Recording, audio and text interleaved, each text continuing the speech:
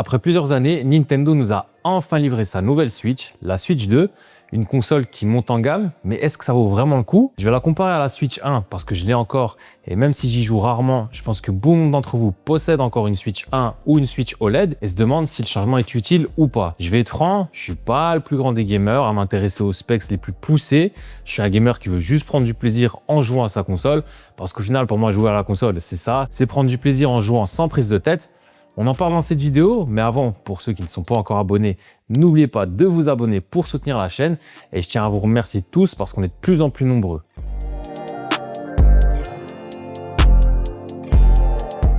Alors commençons bien évidemment par le design, parce que la chose la plus frappante que l'on voit lorsqu'on sort la console de son emballage, je dois vous avouer que le design de la première me plaisait assez fort, même si c'est vrai que ça pouvait faire jouet, enfantin, enfin bref voilà. Je trouve que ça représentait bien l'esprit de chez Nintendo, qui a toujours eu ce côté beaucoup plus ludique, fantastique que les autres consoles, se voulant plus gaming pur. Donc perso, ce design ne me gênait absolument pas. Après bien sûr, il a pris de l'âge et une mise à jour n'était pas de refus, chose que Nintendo a fait, et l'a plutôt bien fait. On a une console beaucoup plus sobre, faisant plus premium, avec son châssis tout noir. Elle est beaucoup plus grande que la Switch 1, ce qui est pas gênant. Au contraire, on gagne en confort avec cet écran beaucoup plus grand. J'y reviendrai d'ailleurs plus longuement sur cet écran un peu plus tard. Qui dit plus grande taille dit forcément poids plus élevé, mais encore une fois, je trouve que c'est plutôt contenu et au quotidien, j'ai pas été gêné spécialement par ça. À l'arrière, on a un pied et un vrai qui va permettre de tenir la console en toutes circonstances, parce que sur la première génération, le pied était vraiment pourri, il faut vraiment le dire. Dans le train ou en avion, ça avait vite tendance à bouger, voire tomber. Ici, aucun souci, ça tient vraiment fermement et c'est beaucoup plus rassurant. En plus, ce nouveau pied permet de pouvoir avoir bien plus d'angle de vue, ce qui encore une fois est tellement plus pratique que sur le pied de la première génération. C'est donc un excellent point. Comme sur la première génération, ce pied cache l'emplacement de la carte micro SD Express. Donc au revoir les micro SD. Je trouve ça dommage parce qu'il va falloir acheter de nouvelles cartes bien plus chères. Mais je peux comprendre, vu que les jeux seront plus performants et plus gourmands, mieux vaut avoir de meilleures cartes. On a également deux ports USB-C, un en haut et un en bas. Et je dois vous avouer que j'ai été agréablement surpris. C'est plutôt intéressant d'avoir ça. On a également un port jack 3,5 mm. Donc encore une fois, un bon choix de Nintendo qui nous laisse la possibilité d'utiliser un casque filaire ou sans fil. Et avant de continuer, je voulais aussi vous présenter mon tout nouveau pack de fonds d'écran NeoGlass pour smartphone et ordinateur. Il y a 26 fonds d'écran avec des couleurs modernes et qui vont surtout parfaitement avec le nouvel iOS 26 d'Apple. Je vous mets le lien en description pour que vous puissiez checker.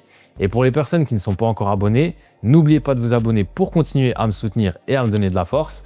C'est pas grand chose, mais en vous abonnant, vous me donnez un soutien fou. Donc n'oubliez pas de vous abonner. Reprenons la vidéo. On a le port pour les cartouches qui se trouve au-dessus et j'ai juste une sensation de fragilité sur ce port. Je trouve que le plastique est un peu fin, surtout celui qui le retient à la console. Il faudra donc voir avec le temps comment il tient. Concernant les Joy-Cons, ils sont aimantés et je trouve ça super pratique et tellement plus intuitif que de les glisser comme sur la première génération. Les joysticks sont plus grands et donc plus pratiques aussi, je trouve. Bref, je trouve vraiment que d'un point de vue design, cette Switch 2 est un excellent renouveau et je trouve pas qu'en termes de design ou ergonomie, Nintendo ait fait des erreurs.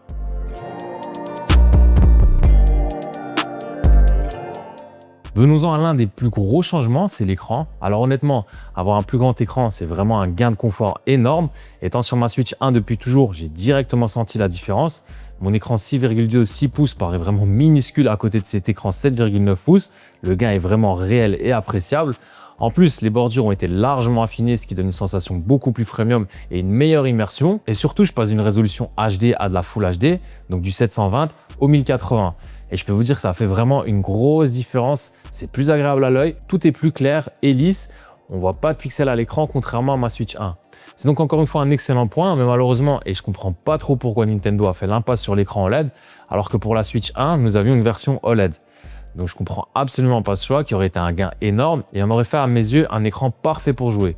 Malheureusement, ce sera pas pour cette version, mais je suis prêt à parier que d'ici un an ou deux, Nintendo proposera une version OLED. Alors on a également un écran 120 Hz, je vous avoue ne pas avoir pu essayer dans les faits car j'avais pas de jeu tournant en 120 Hz sous la main et je pense que même il y a très peu de jeux, voire qu'un seul jeu pour le moment qui supporte le 120 Hz sur cette Switch 2. Concernant la calibration, je trouve l'écran assez froid et bleuté, ce qui personnellement me fait assez vite mal aux yeux et malheureusement on n'a aucun menu permettant d'ajuster les couleurs ou d'activer un mode contre la fatigue oculaire. C'est dommage, surtout que dans mon cas, moi j'utilise la Switch uniquement en mode portable. C'est bien simple, moi j'ai jamais joué à ma Switch sur une télé.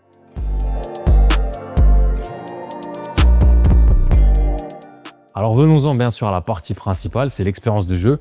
L'utilisation de cette Switch, doit être franc, On sent un réel gap avec cet écran plus grand, c'est vraiment beaucoup plus agréable et confortable au quotidien.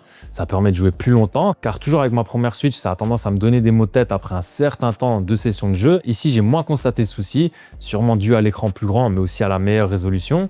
En jeu, je vous avoue, hormis donc une meilleure résolution, j'ai pas senti un waouh avec mes jeux, que ce soit Halo Noir ou encore FIFA. J'ai trouvé que les jeux étaient quasiment pareils. Certes, c'est un peu mieux, mais dans les faits, honnêtement, la différence est minime d'après moi. Comme je vous l'ai dit, je ne vais pas baser ce test sur les caractéristiques techniques, parce qu'avec le nouveau processeur Nvidia, etc., forcément et heureusement, ça va mieux tourner et ce sera meilleur. Moi, je veux baser mon test sur l'expérience et fort est de constater que l'expérience est sensiblement la même. On a certes un gain, mais il n'est pas non plus extraordinaire. Par contre, les nouveaux Joy-Con sont bien plus agréables pour jouer, c'est plus grand et c'est donc plus pratique. J'ai une impression de solidité accrue aussi, et ça c'est plutôt pas mal parce qu'il faut l'avouer, ça fait quand même un petit peu moins jouer. Les joysticks, je les trouve plus agréables que sur ma Switch 1, ils accrochent un petit peu mieux au doigt. On peut toujours aussi utiliser les Joy-Con en les enlevant de la console et en les attachant pour en faire une manette, qui est toujours aussi efficace à mes yeux, c'est bien fait et pratique. Bref, moi, je trouve ce système toujours aussi bien pensé et pratique quand on veut jouer sans avoir à tenir toute la console. Enfin voilà, dans les faits, l'expérience jeu est bonne, très bonne même, mais en toute honnêteté, j'ai pas senti une différence non plus flagrante dans mes jeux. À voir avec des jeux tournant en 120 Hz, mais force est de constater que l'expérience est vraiment sensiblement la même. À noter aussi que les menus n'ont quasiment pas changé et que donc vous ne serez absolument pas dépaysé en passant sur la Switch 2. Comme je vous l'ai dit aussi, j'utilise pas ma Switch sur télé parce que je trouve que l'esprit est vraiment porté sur la console en mode portable.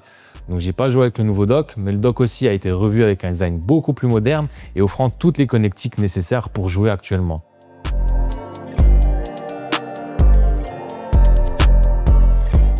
Alors venons-en à l'autonomie, qui n'est pas fameuse. En session de jeu intense, comme j'ai eu lors de mes premiers jours, j'ai tourné autour de 2h30, voire 3h maximum en jouant principalement à FIFA. C'est correct, mais je vous avoue que je m'attendais à mieux au vu du gabarit de cette Switch 2.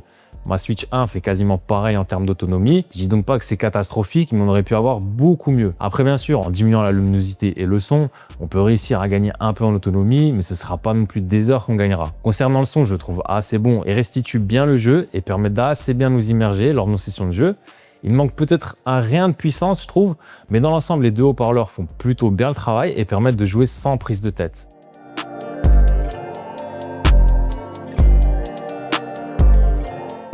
Alors venons-en à la conclusion. Comme je vous l'ai dit en début de vidéo, je suis pas un gamer acharné à vouloir avoir les meilleurs specs, etc. Mon but, moi, quand je joue, c'est de prendre du plaisir sans me prendre la tête. Et c'est ce que cette Switch 2 m'a proposé. On joue sans se prendre la tête.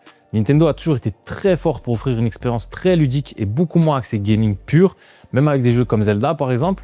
Mais en la comparant avec ma Switch 1, je dois vous avouer que je n'ai pas ressenti une réelle différence dans mes jeux. Certes, en termes de design et ergonomie, avec un écran beaucoup plus grand et bien plus confortable, c'est beaucoup plus plaisant. On a une bien meilleure résolution, mais fondamentalement, l'expérience reste exactement la même. Donc sincèrement, moi, ayant déjà une Switch 1 qui tourne encore parfaitement, je vois pas l'intérêt fondamental de changer pour la Switch 2. Le gain n'est pas si énorme. Bien sûr, peut-être que certains nouveaux jeux auront du mal à tourner sur ma Switch 1 et là, je verrai à ce moment-là.